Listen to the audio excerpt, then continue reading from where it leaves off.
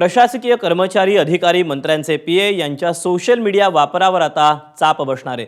कर्तव्यावर असताना रील बनवणं किंवा व्हिडिओ शूट करणाऱ्या प्रशासकीय कर्मचारी आणि अधिकाऱ्यांवर आता कारवाई होणार आहे। या संदर्भात भाजप आमदार परिणय फुके यांनी सभागृहात लक्षवेधी मांडली होती। त्यावर 3 महिन्यात नवा कायदा करणार असल्याची ग्वाही मुख्यमंत्री देवेंद्र फडणवीस यांनी दिल्याचं फुके यांनी एबीपी माझाशी बोलताना स्पष्ट केलं।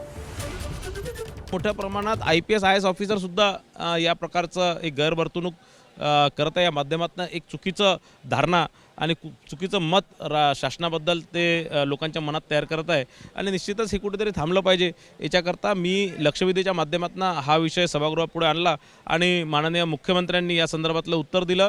त्यांनी या संदर्भात पुढील 3 महिन्यात एक कडक कायदा आणि कडक नियम या संदर्भात आणले जाणार आहे आणि या संदर्भात त्यांनी घोषणा सभागृहात केली।